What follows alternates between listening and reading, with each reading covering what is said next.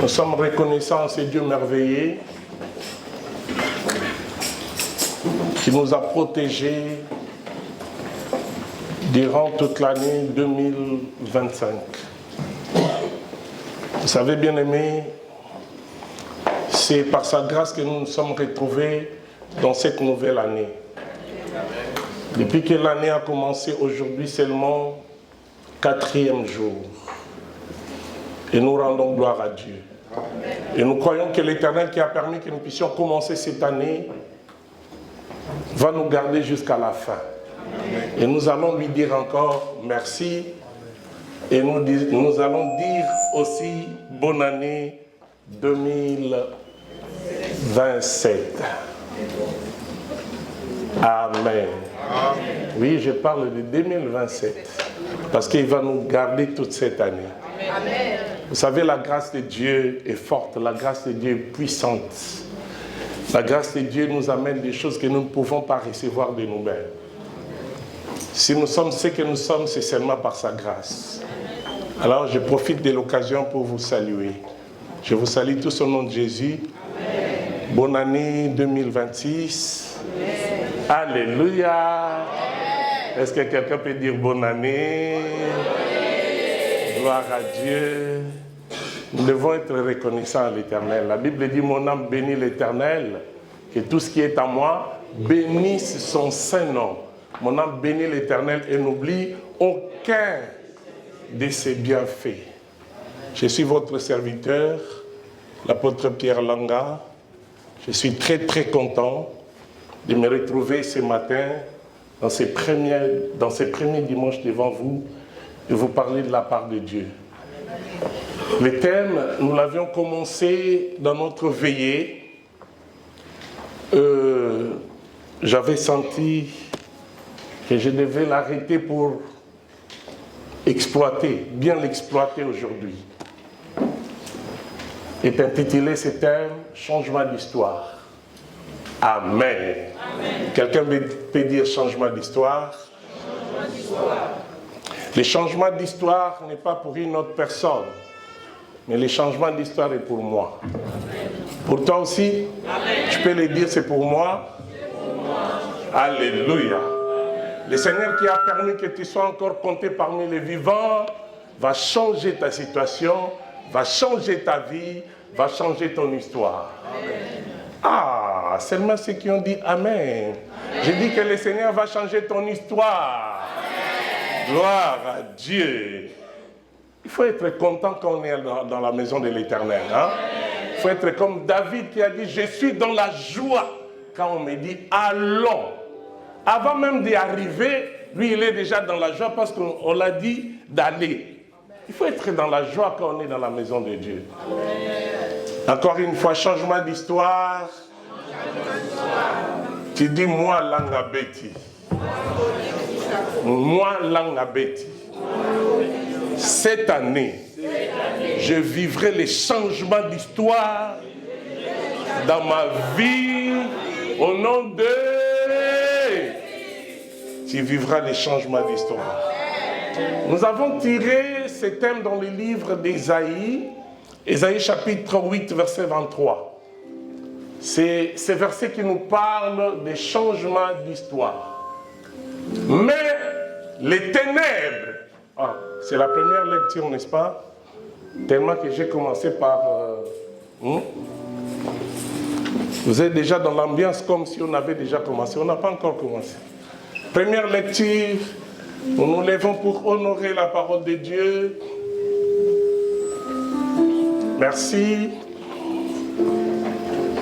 Nous disons la parole de Dieu, mais les ténèbres ne régneront pas toujours sur la terre où il y a maintenant des angoisses. Si les temps passés ont couvert d'opprobre les pays des Zabylon et les pays de Nephtali, les temps à venir couvriront de gloire contrée voisine, la contrée voisine de la mer, au-delà du Jourdain, les territoires des gentils. Parole de l'Éternel. Reprenez vos places, merci beaucoup.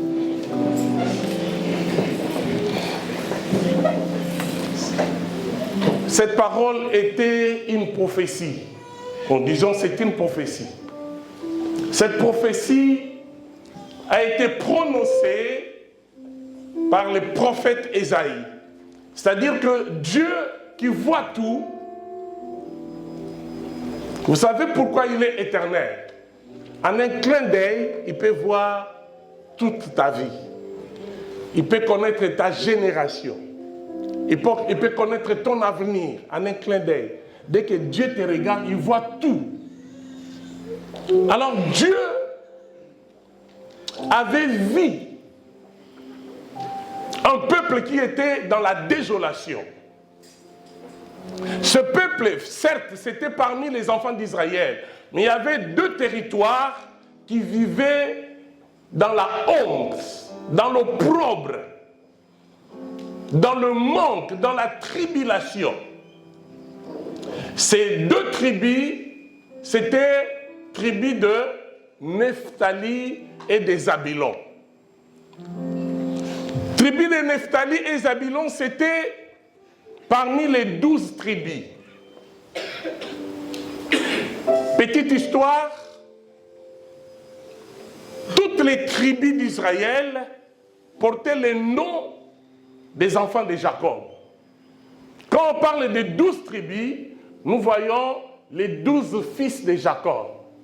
Est-ce que quelqu'un est là? Amen. Média, est-ce que vous pouvez me projeter l'image que je vous ai donnée, quelques écrits? Voilà.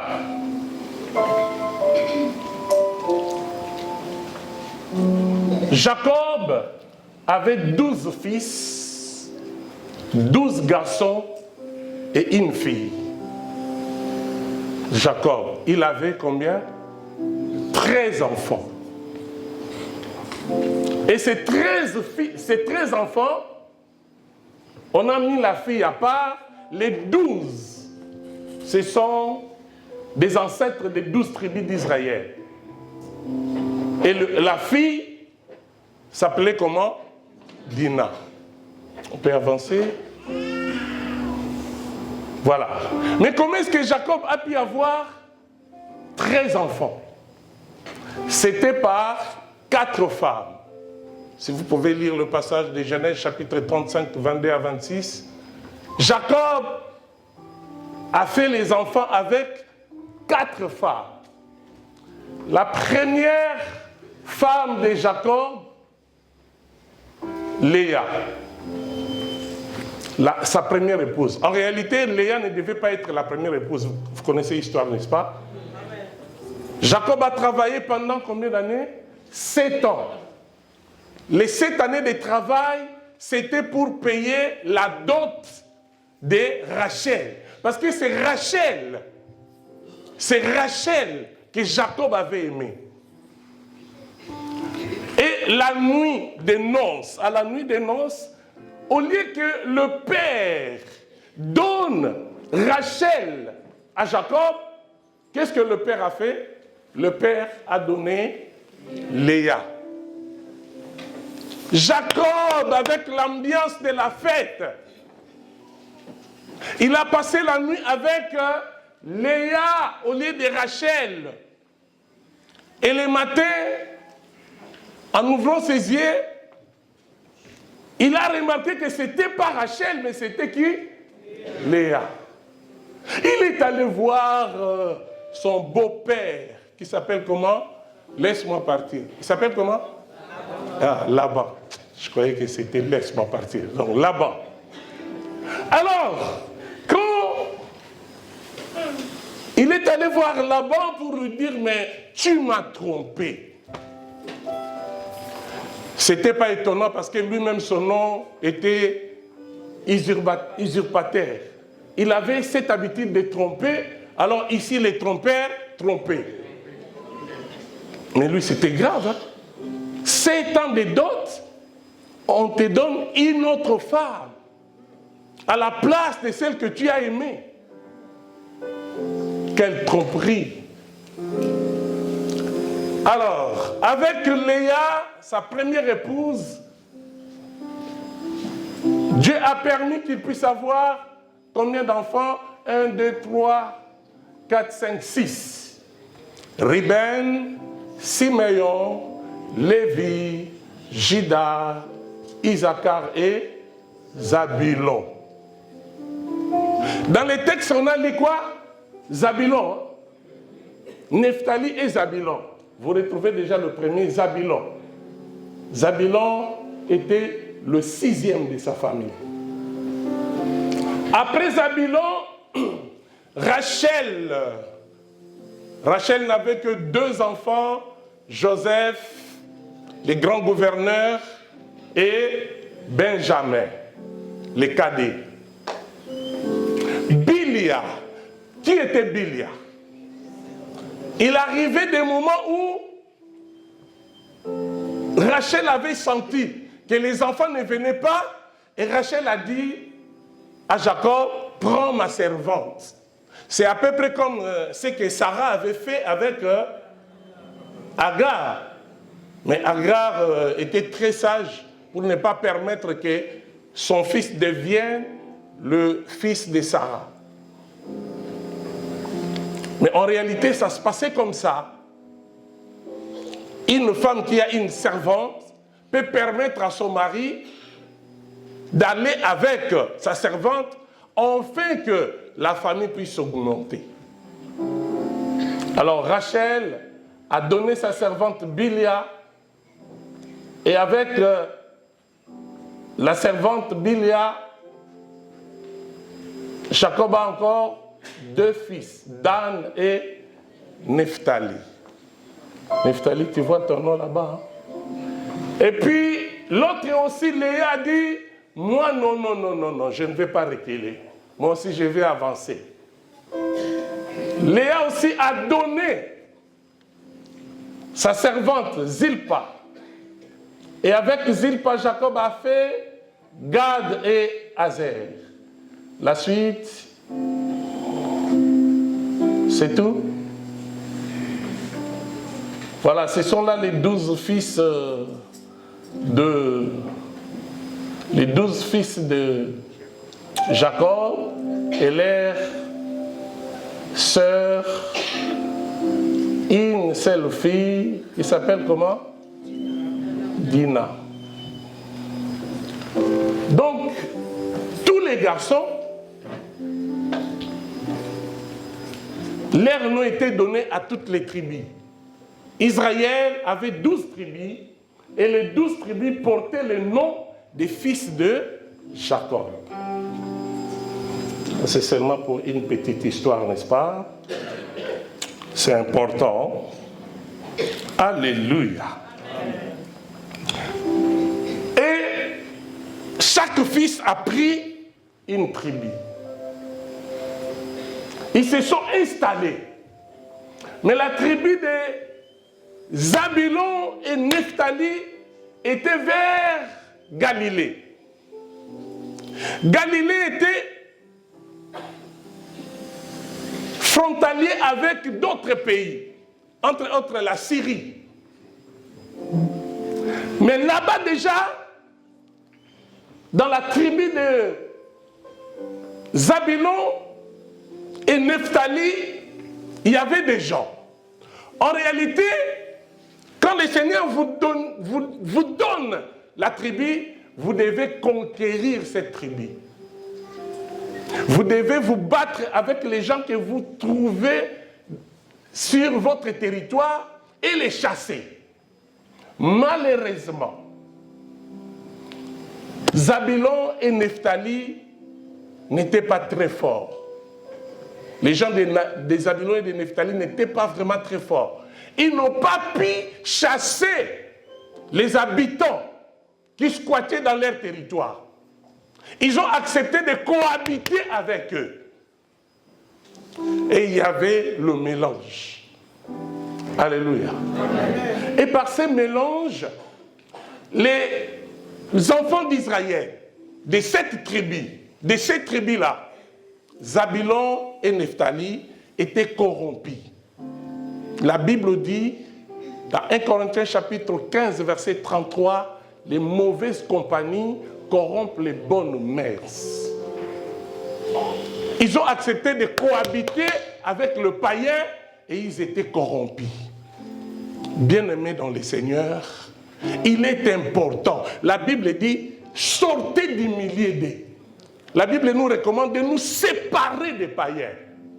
Se séparer là, ce n'est pas haïr. Mais ne pas vivre comme eux. Ne pas pratiquer leurs œuvres. Mais quand Zabulon et Nephtali n'étaient pas prudents, ils se sont dit, ce sont des hommes comme nous, on peut cohabiter, ils étaient influencés. Quelqu'un peut dire Amen? Amen. C'est comme ce qui s'est passé avec Israël au temps d'Élie. Quand les prophètes de Baal ont commencé à fonctionner, à agir, ils ont corrompu le peuple. Et la plupart des prophètes étaient devenus prophètes de Baal. La corruption. Il faut faire attention avec les gens que tu fréquentes. Dis-moi, c'est celui que tu fréquentes, je te dirai, c'est lui que tu es. Toi, tu n'as que des amis païens. Avec les amis païens, aucun concert à faire. Avec les amis païens, tu n'auras pas la force d'abandonner le vin. Skol, prémisse, au côté caté. Parce que quand tu es avec ses amis, c'est ce qu'ils font. Et toi aussi, tu seras influencé pour faire ce que tes amis font. Quand il y a tes amis qui ont 3 femmes, 4 femmes, ils vont t'influencer pour que tu vives aussi comme eux. Il faut faire attention avec les amis. Alléluia. Cela ne veut pas dire qu'il ne faut pas avoir des amis, mais il faut, si tu es fort, ça va, mais si tu n'es pas fort, vaut mieux ne pas essayer. Qu'est-ce qui a fait que tu fréquentes des boîtes de nuit? Toi, un enfant de Dieu.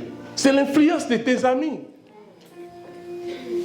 Qu'est-ce qui a fait que tu parles comme les païens? C'est l'influence des amis. Tu es un enfant de Dieu, il faut faire attention à ta vie. Quelqu'un peut dire Amen. Amen. Quelqu'un peut dire très fort Amen. Amen. C'est important, bien-aimé, de choisir des amis, de choisir des proches. Moi, j'ai un ami commun avec Papa Théo, un ami d'enfance, on a grandi ensemble. Il habite à Lyon. On est toujours attachés. Je ne connais pas sa vie spirituelle, mais en tout cas, quand il est avec nous, il se comporte comme nous. En plus, moi, pour m'influencer, c'est faut piquer. Et lui, quand il s'approche de moi, ah mon frère, comment va l'église? Tu vois, il ne parle que de ces choses. Parce qu'il sait que moi, je suis dedans. Alléluia. Amen. Si même mon père reconnaissait que j'étais un enfant de Dieu, mon père me disait, ah, celui-là, il ne faut pas le suivre. Il a avalé le cœur de Dieu. Amen. Voilà ce que mon père disait de moi. Il a avalé le cœur de Dieu. Mais lui, il parlait ça en anglais. Comme il parlait bien l'anglais, il disait, Waminati Manzambi. Moi, j'ai avalé le cœur de Dieu, tel que vous me voyez là. Ce n'est pas facile de m'influencer. Je ne suis pas influençable. En moi, il y a le cœur de Dieu. Amen. Alléluia. Amen. Alléluia. Wamina Ntimanzang. Donc, à moi, j'ai avalé le cœur de Dieu. Quelqu'un peut dire un bon amen. Il faut que les gens de ton entourage comprennent que tu n'es pas n'importe qui. Quand ils s'approchent de toi, ils seront influencés plutôt par toi. Mais toi, tu ne seras pas influencé par eux. Quelqu'un peut dire un bon amen. Alors, cela a fait que ce peuple qui était influencé commence à vivre comme les païens. La présence de Dieu n'était plus dans ces deux tribus. Et cela a fait qu'un roi, le roi de Syrie, est venu conquérir ces deux tribus. Comme ces deux tribus n'étaient pas avec Dieu, le roi de Syrie les a amenés en captivité. Et là où les deux tribus étaient restées, il n'y avait que le chaos, rien ne marchait. Que le chaos. Les deux villes étaient détruites, il n'y avait plus rien. Alléluia. Même quand ils sont revenus, ils n'avaient pas de moyens pour rebâtir leur ville. Tout ça à cause du mélange. Quels sont tes amis? Tu peux aussi avoir des amis, mais tu les amènes au Seigneur. Mais si tu n'es pas fort, ce sont les amis qui vont t'amener au paganisme. Quels sont tes amis? Et pendant ces temps-là, ces deux tribus étaient déconsidérées, rejetées. Même les 12 tribus ne parlaient que du mal de ces deux tribus. Ils étaient vraiment abandonnés, rejetés. Et c'est là où on dit que le peuple de Nephtali et Zabulon vivait dans les ténèbres. Rien de bon était dans ces deux tribus. Tout était détruit. Il n'y avait pas la présence de Dieu, il n'y avait pas de richesse, il n'y avait pas d'épanouissement. Ils tournaient en rond, ils étaient toujours dans le chaos, ils étaient dans la souffrance. Mais pendant qu'ils étaient dans cette souffrance-là, dans le chaos, Dieu donne la parole à son serviteur. Ésaïe 8, 23. Mais les ténèbres ne régneront pas toujours. Sur cette terre, il y a maintenant des angoisses. Alléluia. Amen. Les ténèbres ne règnent pas toujours. Je suis venu m'adresser à une personne qui vit dans les chaos, qui voit que les choses ne marchent pas dans sa vie. Il est en train de tourner en rond. Peut-être par la maladie, par les blocages. Je suis venu t'annoncer que les ténèbres ne régneront pas toujours dans ta vie. Amen. Même si aujourd'hui il y a des angoisses, même si aujourd'hui il y a des blocages, Dieu a prévu un temps de soulagement pour toi. Amen. Dieu a prévu un moment de restauration pour toi. Amen. Tu ne vivras pas éternellement dans les ténèbres. Alléluia. Amen. Je vais rassurer quelqu'un, même pendant que les choses ne marchent pas, espère en Dieu. Amen. Crois que les choses iront de l'avant avec Dieu. Amen. Alléluia. Amen. Les ténèbres ne régneront pas toujours. Pendant que ces tribus étaient dans le chaos, mais Dieu a parlé. Pendant que les choses ne marchent pas dans ta vie, Dieu te parle. Au début de cette année, Dieu est venu te parler pour te dire que les ténèbres ne régneront pas toujours. Amen. Quelqu'un peut dire Amen. Amen. Quelqu'un peut dire Amen. Dis avec moi, j'ai compris que les ténèbres ne régneront pas toujours dans ma vie. Qu'est-ce qui a amené les ténèbres dans ta vie, bien-aimé? Qu'est-ce qui a amené les ténèbres? Je vais d'abord te dire que la vie que tu es en train de mener, Dieu te voit. Dieu connaît les moments difficiles que tu es en train de traverser. Dieu sait que dans ton cœur, il y a des rêves, il y a des projets qui n'aboutissent jamais. Il le sait. Dieu sait que tu es bloqué quelque part. Tu as de grandes visions. Tu veux aller de l'avant, mais rien ne marche. Il le sait aussi. Alors je vais te dire que Dieu est au courant que les ténèbres recouvrent la terre.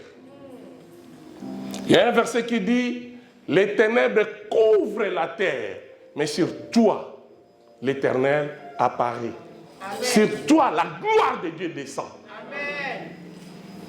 Aujourd'hui, déjà tel que tu es là, bien que les ténèbres couvrent la terre, mais sur toi, il y a la gloire de Dieu. Peut-être que les gens ne voient pas encore cette gloire, mais je te rassure qu'il y a la gloire de Dieu. Parce que Dieu te connaît. C'est lui qui a permis que tu puisses entrer dans cette année. Il ne te laissera pas toujours dans les ténèbres. Il va changer ta situation. La meilleure façon d'affronter les chaos, c'est de vivre comme si les chaos n'existaient pas. Dis que les choses ne marchent pas, mais sois positif. Dis-toi que non, moi je vais m'en sortir. Dis-toi non, ça va arriver. Et les choses changeront. Alléluia. Quand nous sommes arrivés en Europe, on a passé une année en Angola, avec ma femme bien sûr. Nous sommes allés en Afrique du Sud. Déjà en Angola, on était bénis matériellement et financièrement. Nous nous sommes dit, nous allons partir en Europe et revenir à Kinshasa, rentrer à Kinshasa. Tout ce qu'on avait reçu, dons, cadeaux, tout ça, on a envoyé à Kinshasa. Arrivé en Afrique du Sud, on a aussi reçu beaucoup de choses, on a envoyé à Kinshasa. Pour voyager ici, les gens qui nous conseillaient ont dit, il ne faut pas amener beaucoup de choses, cherchez peut-être 2 paires de chaussures, 3 costumes, pour moi ça va. Et on était encore en Afrique du Sud, les gens disaient, si vous venez ici, n'amenez pas de vêtements. Quelle est votre taille? On vous garde déjà des beaux vêtements. Bien-aimés, quand nous sommes arrivés, ces gens-là nous ont fouillés. Personne nous a donné ne fût-ce qu'une chemise. Et que Dieu bénisse Papa Zola. Papa Zola est venu un jour nous rendre visite. Il nous a amené un sac. C'était en hiver, nous sommes arrivés sur le mois de novembre. Il nous a amené des piles, des jeans, Papa Zola, des costumes. Que Dieu te bénisse. Voilà pourquoi tu ne manques pas des habits. Hein? Toujours. Parce que lui ne m'a pas seulement donné des habits, il m'a donné aussi une grosse voiture, hein, Papa Zola. Une grosse voiture, 4x4. Reçoit des voitures, Amen. Des maisons. Amen. Va de l'avant, mon petit frère. Mais les autres qui disaient, lui ne m'avait pas promis, mais les autres qui nous promettaient, nous c'est Yazaza. Mais quand nous sommes arrivés, on avait des difficultés. Nous sommes allés prêcher quelque part, on m'a donné une chaussure et carton. Une chaussure en carton. Mais ici en Europe, hein, que Dieu bénisse mon grand frère. Lui, il nous a beaucoup soutenus chaque jour, même aujourd'hui, Papa Théo. Même aujourd'hui. Continue à me soutenir. Amen. Que le Seigneur les restaure. Que le Seigneur les garde très longtemps vivants. Amen. Alléluia. J'avais des chaussures. Si je vais, je prêche avec et puis je vais rendre visite à une famille. Je faisais de sorte que les gens ne voient pas ça. Je n'avais plus rien. Je ne pouvais que porter ça. Mais même pendant ces temps-là, je me disais, je vais m'en sortir. Amen. 8 ans sans papier. 8 ans sans papier. Je n'étais pas effrayé. Je ne disais pas que le Seigneur m'a abandonné. Je croyais toujours à l'intervention divine. Amen. Alléluia. Amen. Je vous montre la positivité que vous devez garder même quand vous êtes dans les chaos, même quand les choses ne marchent pas. Gardez la positivité. Alléluia. Oui, je connaissais aussi des moments sombres où j'ai craqué. Mais après tout, une fois j'ai parlé à l'église, j'ai prêché, j'ai dit, je préfère rentrer parce qu'ici je souffre. À Kinshasa, j'étais bien. Sœur Anaïs se rappelle. Et l'église est venue m'entourer. L'église pleurait avec moi. Papa, ne rentre pas. Et si j'étais rentré, rien n'a raté. Alléluia. Garde confiance en Dieu. Même quand les choses ne marchent pas, reste positif. Reste positive. Crois que la lumière apparaîtra. Amen. Tu dois croire que les ténèbres ne régneront pas toujours. Amen. Et ici, les gens de Nephtali et des Zabulon étaient dans le désespoir, mais c'est le Seigneur qui vient redonner l'espoir. Amen. Pour leur dire, les ténèbres ne régneront pas toujours. Même s'il y a quelque chose qui ne va pas. Cette année, tu vas la commencer avec victoire. Amen. Tu vas commencer cette année positivement. Amen. Et les blocages vont tomber. Le Seigneur va te restaurer. Il va restaurer ta santé. Il va restaurer ta vie.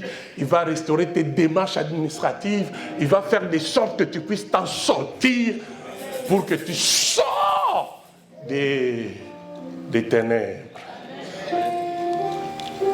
Dieu était au courant de la situation de son peuple.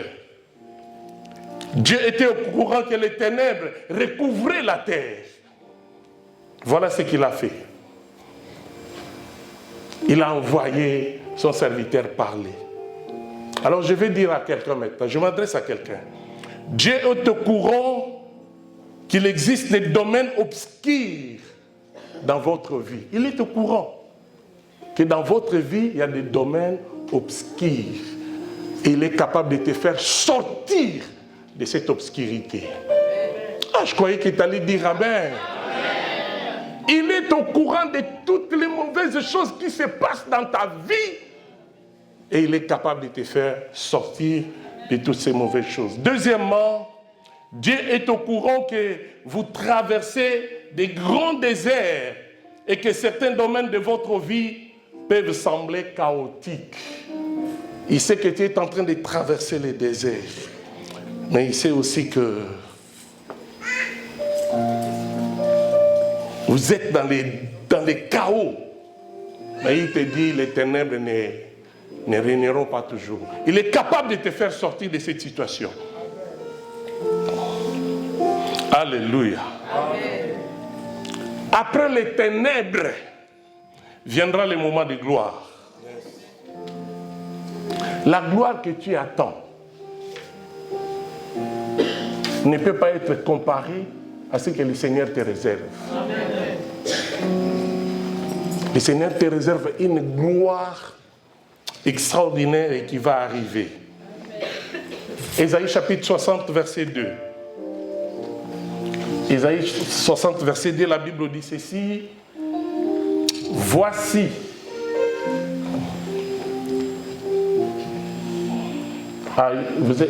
Ils sont encore là, mais les ténèbres ne régneront pas.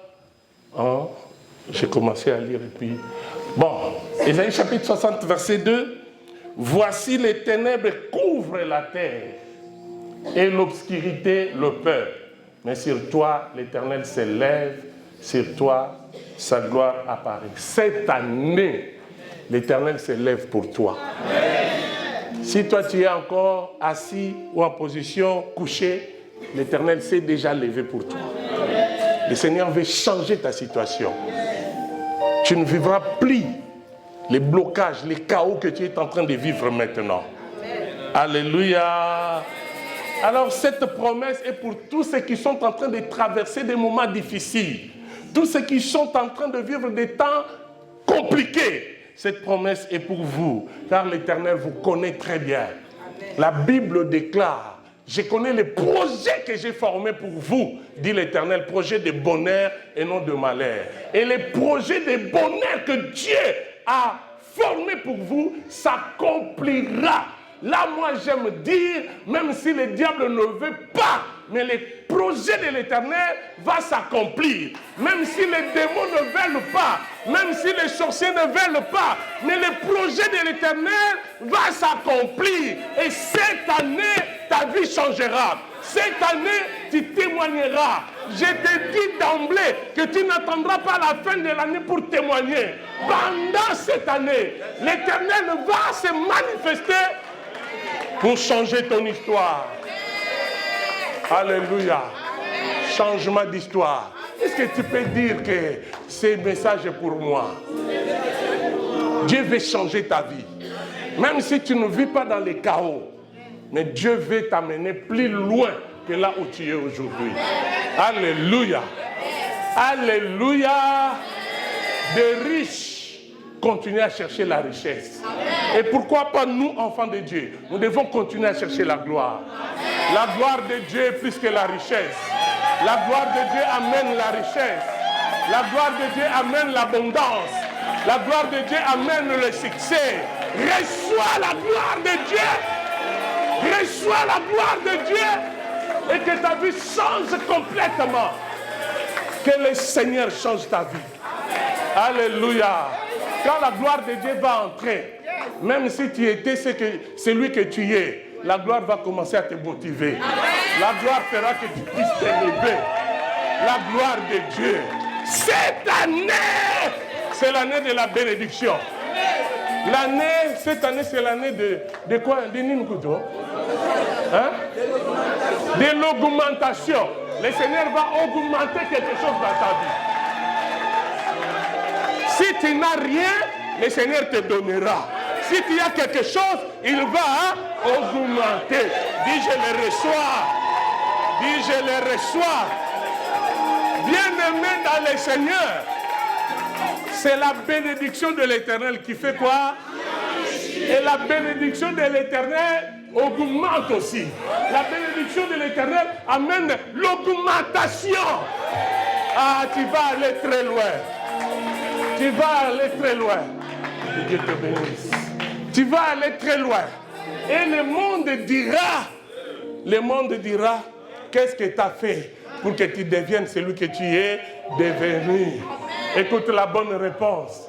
Ils peuvent penser que, oh toi, tu as touché à la magie. Oh toi, tu es allé voir un féticheur. Mais je te dis, ce que tu as fait de toi un assassin. Parce que tu as tué Jésus. Oui. Oui. Tu as sacrifié Jésus. Toi, tu n'as pas donné un membre de ta famille. Tu n'as pas donné un enfant. Tu n'as pas donné tes parents. Mais tu as donné Jésus. Tu as donné Jésus. Le sacrifice de Jésus fera de toi une femme exceptionnelle. Le sacrifice de Jésus fera de toi un homme extraordinaire. Alléluia. La Bible déclare, ce n'est pas par de l'argent, ce n'est pas par de l'or que nous avons été rachetés. Mais comment? Par le sang de Jésus. Alléluia. Laissez-les. Ils font des petits sacrifices. Et ils donnent des tabac. Et ils donnent des ngoulous. Et ils donnent des chaussons, poules, chèvres, des moutons, des porcs. Mais toi, tu as donné Jésus. Est-ce que quelqu'un qui a donné Jésus est ici? Non, tu n'es pas un assassin, mais tu n'as qu'à accomplir la volonté de Dieu. Vous savez, Judas était important. Il fallait que Judas soit là. C'est pourquoi Jésus a choisi Judas. Après toute une nuit de prière. Il a prié toute la nuit. Et le matin, quand il est descendu de la montagne, il choisit Judas, toi tu deviens apôtre. Amen. Alléluia. C'est dans la prière. La Bible dit, dans chapitre 6, verset 70, Jean 6, 70, la Bible dit, Jésus savait que Judas était un démon, mais il a choisi comme son apôtre. Il savait qu'il était démon. Alléluia. Amen. Jésus n'avait pas peur de lui. Est-ce que la présence de Judas a empêché Jésus d'accomplir des miracles? Non. Alors qu'il était démon. Ah, je vais te dire, même si tu vis dans une famille où il y a la sorcellerie, même si tu vis dans une famille où il y a la sorcellerie, où il y a l'occultisme, Dieu te fera augmenter. Les sorciers n'ont pas le pouvoir de t'arrêter. Ils ne peuvent pas t'arrêter. La Bible déclare celui qui est en nous est que celui qui règne. Si Jésus est plus grand que le diable, est-ce que Jésus ne peut-il pas être plus grand que les sorciers de ta famille? Alléluia. Amen. Si ça ne dépendait que de ça, nous, on n'allait pas être serviteurs de Dieu aujourd'hui. Si ça ne dépendait que des sorciers, nous, on n'allait pas sortir. Mais nous sommes sortis du paganisme. Nous sommes devenus des enfants de Dieu. Parce que Jésus est plus grand que les sorciers de ma famille. Il est plus grand que les sorciers de ta famille. Alléluia. Est-ce que quelqu'un peut acclamer avant que je progresse? Alléluia. Alléluia. Écoutez, bien-aimés dans le Seigneur, j'avais dit quelque chose à la veillée dans Luc chapitre 15, verset 8-9. La Bible nous parle d'une parabole. Cette femme avait 10 pièces. Drachmes, c'est des pièces d'argent qu'on utilisait à cette époque-là. Et la Bible dit, c'était juste une parabole que Jésus a donnée. Une femme avait 10 drachmes. Elle a perdu une pièce. Elle est restée avec 9, mais la femme a dit, non, je ne vais pas dormir. Il faut que je retrouve ma pièce que j'ai perdue. Mais pour retrouver cette pièce, elle a commencé par quoi? Allumer. Mettre la lumière, allumer la lampe. Deuxièmement, la femme a débarrassé tout ce qui était dans la maison. La lumière était déjà là, mais elle a débarrassé tout ce qui était dans la maison. Avec la lumière, la femme n'a pas trouvé. Elle a cherché, mais comme il y avait plusieurs choses dans la maison, elle a débarrassé. Elle a fait sortir tout ce qui était dans la maison. Troisième chose, la femme a balayé la maison. Et en balayant la maison, elle a cherché encore, elle a trouvé la pièce perdue. Alléluia. Amen. Bien-aimés, nous devons faire comme cette femme. Nous devons allumer la lampe dans nos vies, nous débarrasser de tout péché, nous débarrasser de tout ce qui peut nous bloquer, balayer la maison, faire sortir toutes les mauvaises choses dans nos vies, l'hypocrisie. Bon, vous comprenez, je n'ai pas le temps de parler de tout ça.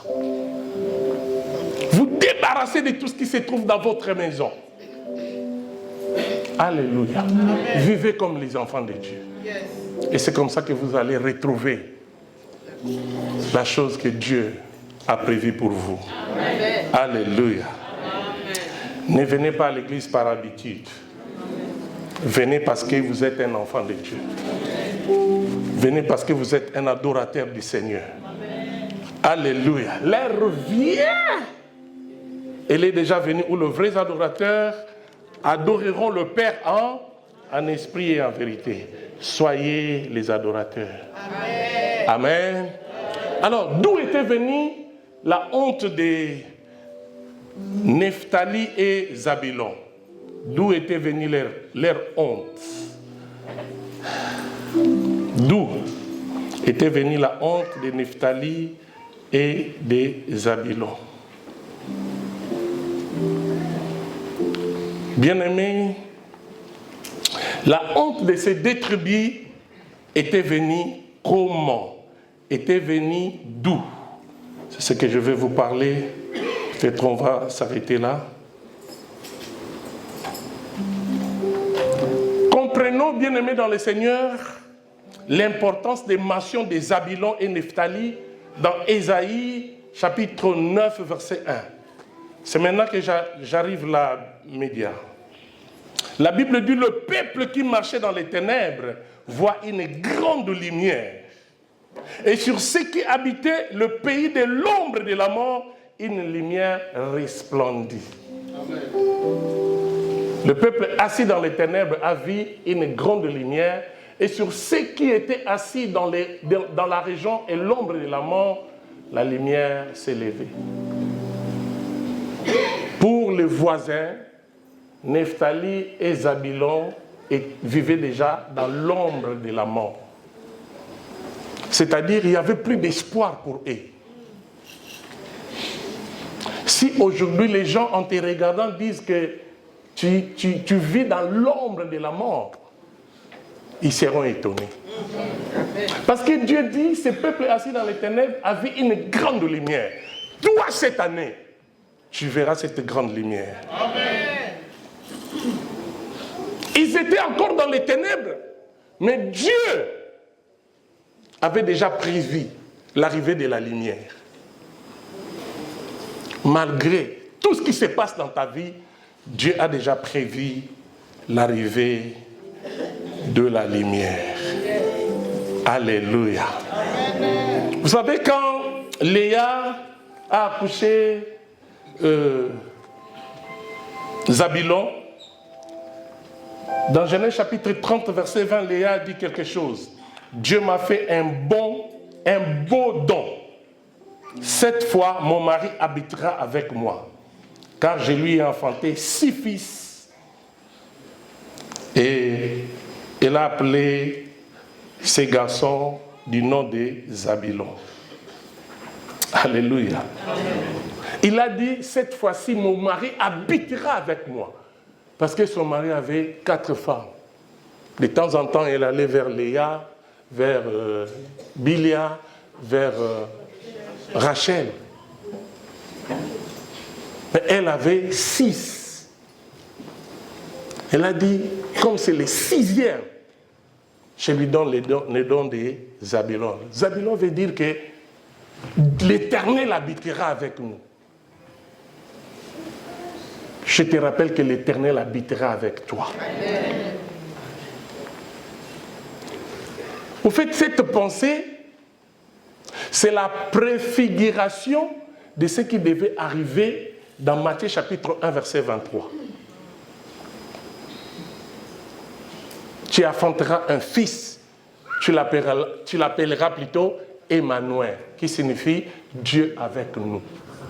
Alléluia. Amen. Zabulon, c'est une promesse que Dieu habitera avec nous. Mais pourquoi les ténèbres? Pourquoi les ténèbres? Alors que la promesse était que Dieu allait habiter avec eux. Bien-aimé, malgré tout ce que tu es en train de connaître, sache que le Seigneur viendra habiter avec toi. Amen. Il s'appelle Emmanuel. Il habitera avec toi. Alléluia. Alors que Nephtali, la Bible est plus discrète par rapport à Nephtali. Mais son nom signifie lité. Lité. Donc Nephtali, c'est quelqu'un qui lite. Mais pourquoi la tribu de Nephtali était faible alors que Nephtali c'est lité? C'est le nom que Jacob a donné à cet enfant pour se rappeler de quand il a combattu avec l'ange. Il a combattu avec l'Éternel et la Bible dit il a vaincu l'Éternel. Il a lutté toute la nuit avec Dieu. Mais pourquoi la faiblesse? Bien-aimé, tu es plus que vainqueur. Malgré ce qui arrive dans ta vie, tu sortiras parce que tu es un combattant. Est-ce que les combattants peuvent acclamer le Seigneur? Ouh, gloire à Dieu. Gloire à Dieu. Mais je vous rappelle que les ténèbres est venu parce que ce peuple n'avait pas réussi à s'imposer face aux païens qui étaient dans leur territoire. Il faut que tu t'imposes même dans ta famille. Il faut que tu t'imposes. Amen. Amen. Moi, je vous dis vrai, les sorciers de ma famille avaient peur de moi. La plupart sont déjà morts, mais ils avaient peur de moi. Depuis les jours où j'ai connu le Seigneur, je n'étais pas encore prédicateur. Un grand sorcier de la famille est venu chez nous. Il m'a cherché. Je venais de me convertir. Et ce grand sorcier me dira, tu as choisi une bonne voie. Il ne faut pas abandonner. Mais comment il savait que moi j'étais converti? Je venais de me convertir. Il avait compris que je suis venu troubler la famille. Moi, ma conversion, c'était pour troubler la famille. Pour neutraliser la sorcellerie. Yes. Alléluia. Il faut te dire que toi, tu n'es pas n'importe qui, tel que tu es là. Tu n'es pas n'importe qui. Tu dois troubler ta famille. Tu vas menacer les ténèbres. Tu vas faire entrer la lumière dans ta famille. Amen. Amen. Crois au Seigneur Jésus, tu seras sauvé, toi et ta famille. Moi, j'ai le vécu. Je l'ai vécu et c'est ce que je suis en train de vivre jusqu'aujourd'hui. Moi, ce n'est pas seulement ma famille, même mon quartier. Toi, crois au Seigneur Jésus, tu seras sauvé, toi et ton quartier.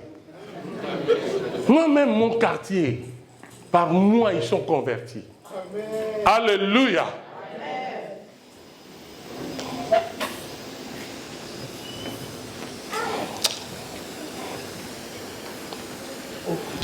Je suis en train de chanter dans son thème. Pour se les bimi aussi maté.